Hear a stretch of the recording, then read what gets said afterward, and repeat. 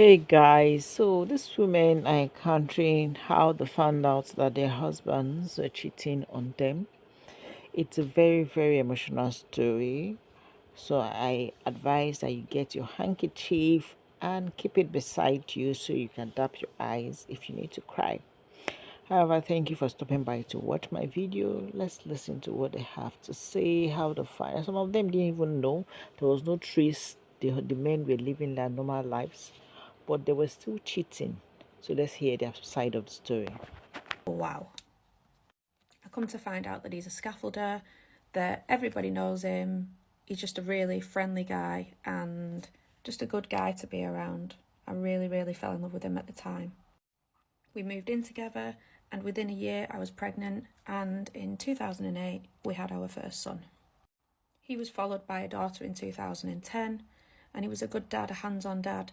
I'm not going to slate him, but he did things that guys do when they're young. He would disappear at weekends, they go drinking, turn his phone off. But when he was there, he was a good dad. And I trusted him. I did trust him implicitly at the time. He never gave me any reason to doubt him. Quite quickly, he set up a car dealing business with his friend. And then eventually he set up a car dealing business with another friend because he wanted to break out on his own. Now, he would go out every single day, every single night, but he always told me where he was. He always came in at the time he said he would come in, and I thought he was building his business. I had no reason not to trust him. In 2012, he asked me to marry him. I was very, very happy. I said yes, and in 2014, we got married with our 2 children at the wedding.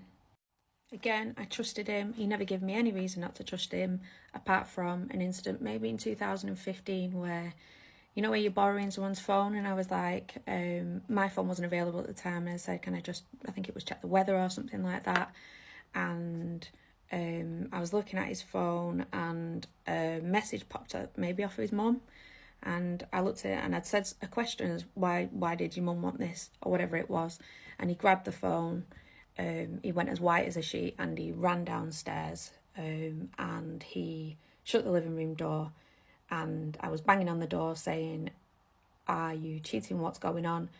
And I think he was probably deleting everything off the phone at that time.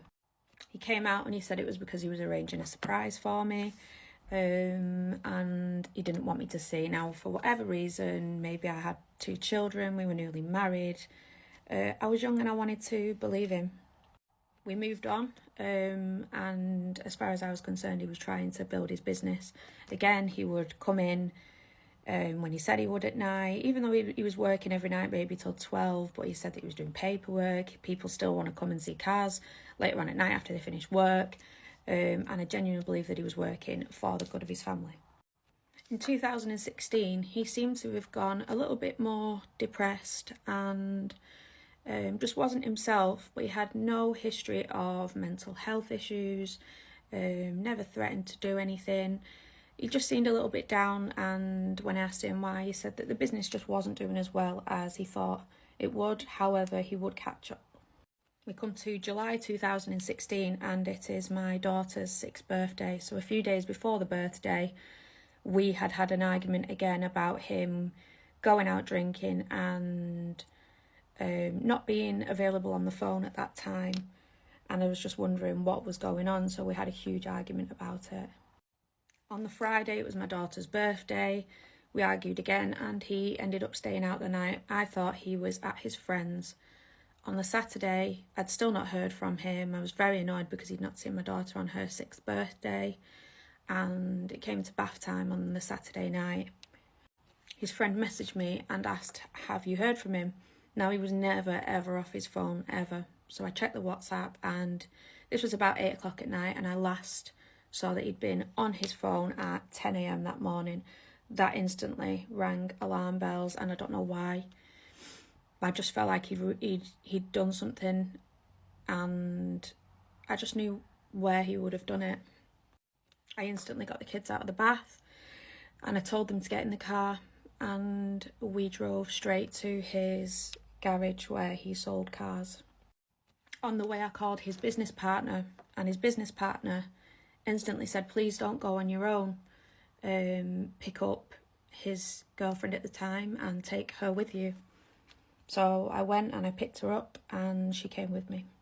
When we got there, I left the children in the car and I walked down the lane, and it looked closed and it had like a hockey puck lock on the door, and I thought it was locked at the time, and I couldn't get in. So I called the police and I said, I think that my husband might be in there and I need somebody down here. They then put him as a missing person.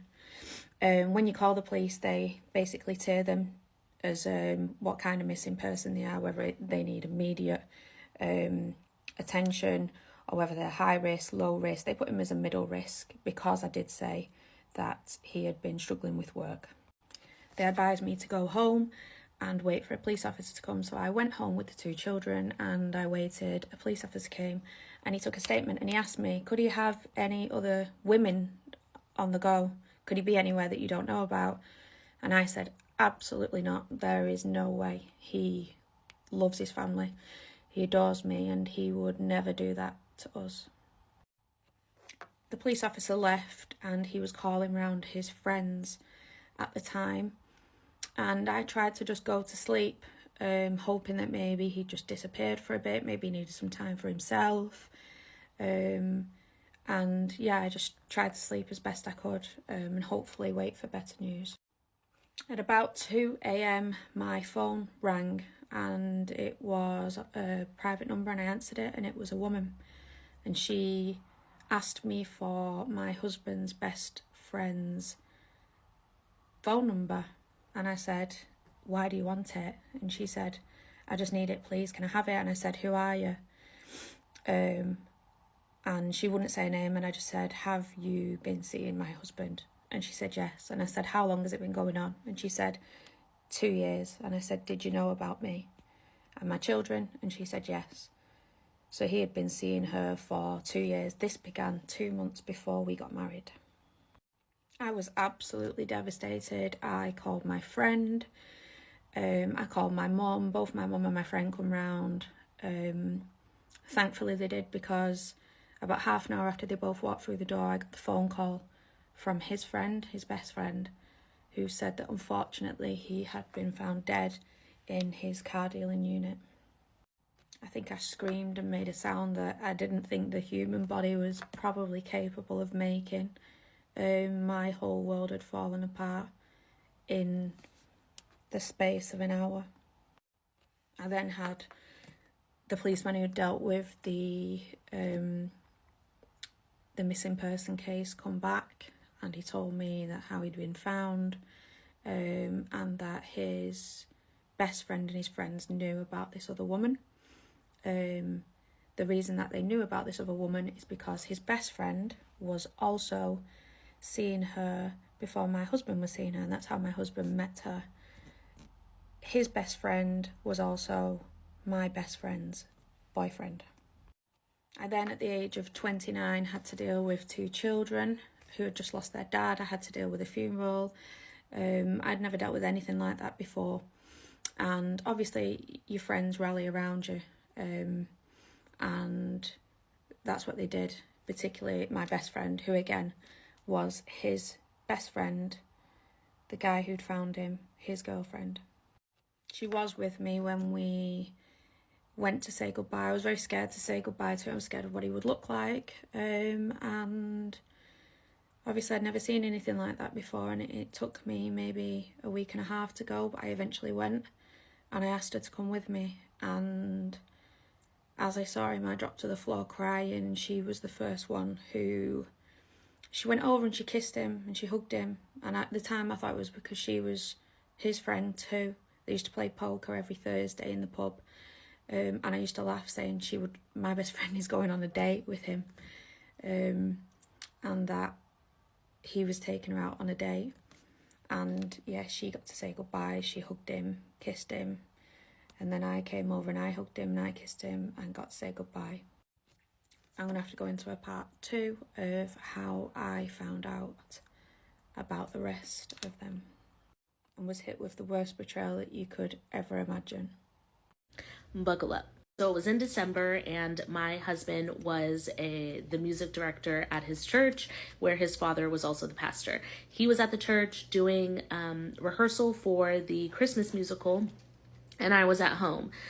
During that time, he was not staying at our house. He had like left and just never came back. Like he left in October, never came home. That's a whole nother story for another day. We can talk about that if you want to later. Anyway, so he was doing that. I was at home. I saw a message in my social media from somebody that I didn't know. It was sent a month prior, but for some reason I didn't get it.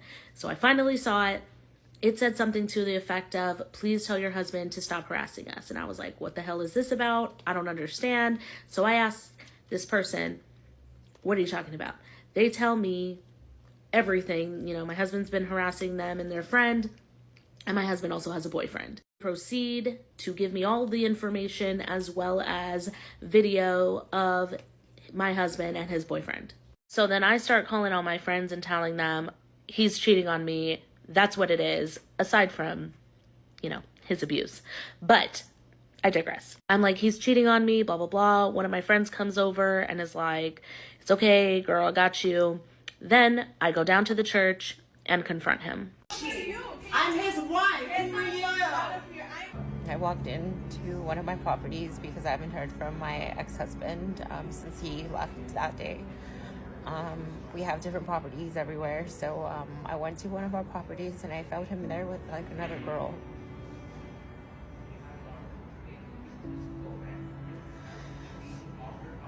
I honestly don't really know how to feel anymore. I've had a lot of like sleepless nights, and then Thanksgiving, that was horrible. I don't know if you can relate with this story, but my question now is, how do these men sleep at night? How do they feel when they do these things to their wives?